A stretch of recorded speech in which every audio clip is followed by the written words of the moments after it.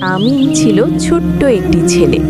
সে তার মায়ের কথা শুনত, ঠিকমতো নামাজ শিখছিল আর সবাইকে ভালোবাসত।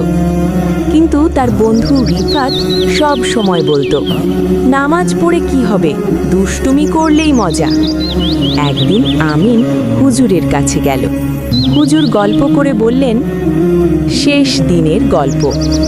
একদিন আল্লাহ সবাইকে আবার জীবিত করবেন। সেই দিনকে বলে কিয়ামত।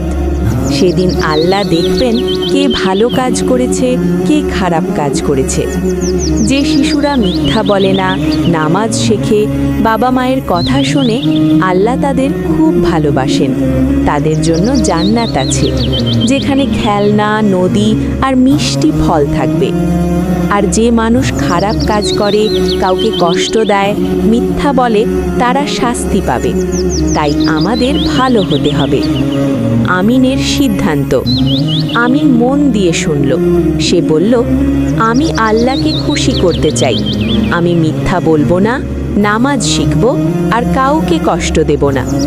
সেদিন থেকে আমিন প্রতিদিন একটি ভালো কাজ করার চেষ্টা করত।